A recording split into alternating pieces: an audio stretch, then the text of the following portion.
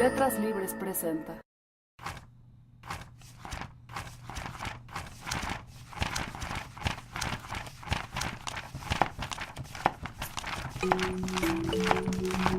Esto es Detrás de las Páginas, un recorrido que hacemos mes con mes de la mano de nuestros colaboradores por los entretelones de cada número de Letras Libres.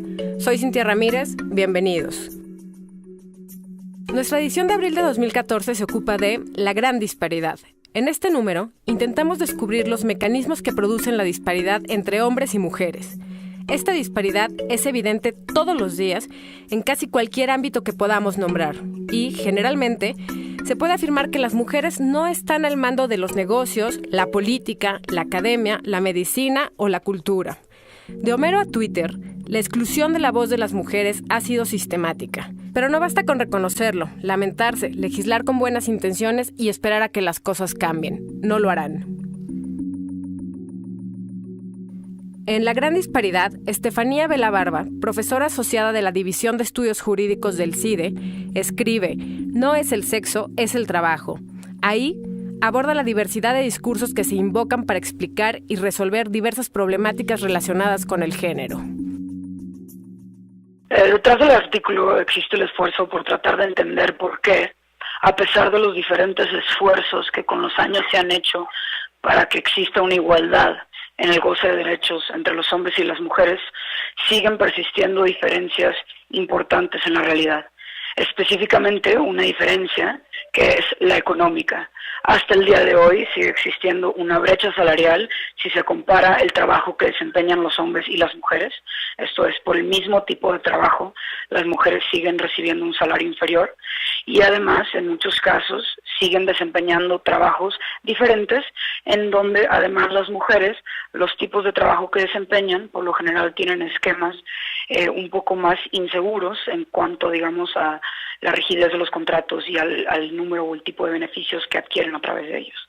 Entonces, existe una preocupación por entender por qué, a pesar de los esfuerzos que se han hecho, persisten estas diferencias. Número 2, dentro de la explicación de a qué se deben estas diferencias, se busca, digamos, dentro de los estudios de género hay una distinción que tiende a realizarse, que es atribuir estas diferencias sociales que se ven hoy precisamente a mecanismos sociales y no a algo intrínseco a los hombres y a las mujeres que termina por generar estas desigualdades. Entonces es un texto que busca, digamos, apuntar a las diferentes maneras en las que estas desigualdades económicas se deben precisamente a procesos o mecanismos sociales y no a características naturales de los hombres y de las mujeres.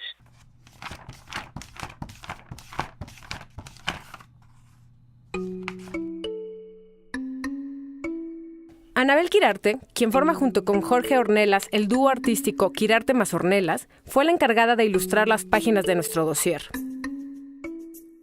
Lo que quise hacer fue encontrar elementos, o sea, objetos que simbolizaran al hombre y a la mujer y armar construcciones para hacer estas imágenes en donde se generan distintos discursos a través de estos elementos. Los objetos que utilicé principalmente fueron el cuchillo, como para simbolizar al hombre, y las tijeras para simbolizar a la mujer.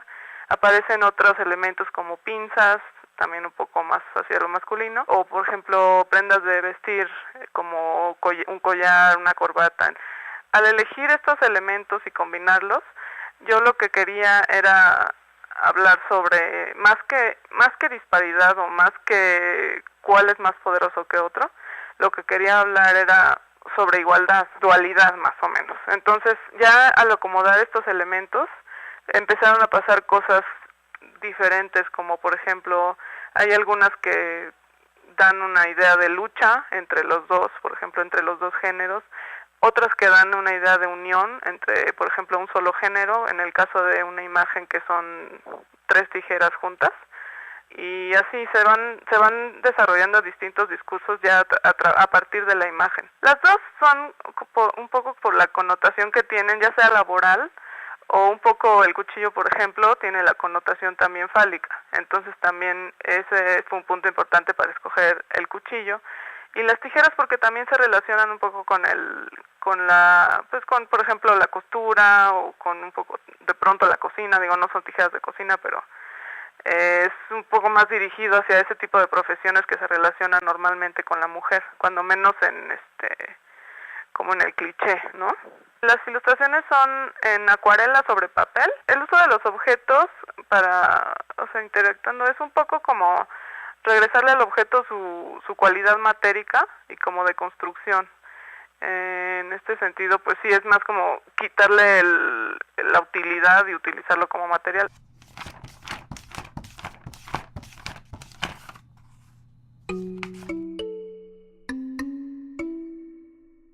Teddy López Mills, poeta, ensayista, traductora y frecuente colaboradora de la revista, fue la editora invitada de poesía. A continuación nos platica sobre los poemas de Karen Villeda, Dolores Dorantes, Marisela Guerrero y Minerva Reynosa, que seleccionó para nuestras páginas. Las cuatro me parecen poetas muy buenas, muy interesantes, tienen obras que valen mucho la pena, son distintas, comparten cierta, de algún modo son iconoclastas, las cuatro, pero cada una tiene lo que salva siempre a los individuos escritores, que es el estilo, ¿no? Y en ese sentido las cuatro manejan estilos que las distinguen. Ese fue mi primer criterio, el criterio de la excelencia poética, de la complejidad también, porque en alguna entrevista que le hicieron a David Huerta se atrevió a defender los poemas complejos, que no está de moda para nada defender esos poemas, porque ahora se trata de que la poesía sea simple para que todo el mundo la entienda. Y eso me parece un error, y creo que en el caso de estas cuatro poetas no existe esa causa en sus poemas. Podrías decir, pero el caso de Karen Villeda es más ambigua esa tendencia, lo cual también es muy interesante, pero sí podrías decir que hay un disparador político en las cuatro, ¿no? Que afortunadamente no es populista y afortunadamente no es fácil de captar, pero creo que sí lo hay. Creo que hay una especie como de perplejidad ante una situación política absolutamente real, que las hace, interesantes, en ese sentido, casi provocativas, ¿no? Sí provocan una respuesta, una lectura un poquito más, que te deja una lectura en riesgo, ¿no? Una lectura de riesgo. Y eso me parece también otra razón razón importante para escoger estos poemas.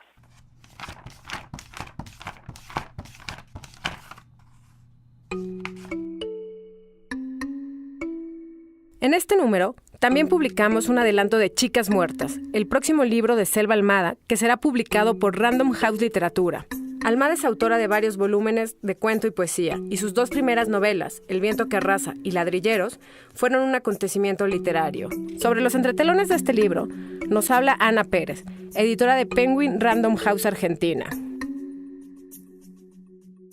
El libro de Selva es una no ficción menos clásica de lo que los latinoamericanos estamos acostumbrados a leer en los últimos años, y de todos modos va a un sello literario porque tiene una concentración, una prosa tan particular que el libro excede los episodios que narra, y que son episodios reales, y se transforma en un libro muy distinto, ¿no? Es un libro de para nosotros, un enorme valor, un enorme potencial literario. Es una no ficción menos clásica, ¿sí? O muy clásica por ahí, pero menos clásica de lo que estamos acostumbrados a leer en la última década. Eran materiales que Selva tenía guardados y trabajados de manera esporádica desde hacía muchísimos años. Ella un poco lo cuenta en el libro, y lo cuenta muy bien. Ella escucha cuando es chica, y en su casa en Entre Ríos. Selva no es de Buenos Aires, es de una provincia del litoral argentino. Escucha en su casa una mañana el caso de un asesinato de una chica de un pueblo vecino al de ellos, y al de su familia, y ese caso le queda dando vueltas, como nos quedan dando todos algunos episodios, y vuelve después de muchísimos años a ese caso, a ese primer caso, ese primer interés donde ella descubre que de manera increíble para una nena puede ocurrir que una sea asesinada en su propia casa, ¿no? O en su propia cama. Y se le van sumando 2 casos más, ¿no? Casos de chicas de provincia asesinadas en un momento en que el término femicidio todavía no era tan común como es en estos días. Y esos documentos, esos papeles que fue recogiendo durante años, empezaron a organizarse en este libro, ¿sí? Y hubo que empezar a trabajar también algunas convenciones del género de la no ficción. Pero ella partió de ese origen, ¿no? De un interés, de una preocupación muy personal que ella tenía desde que era una nena, una adolescente en realidad.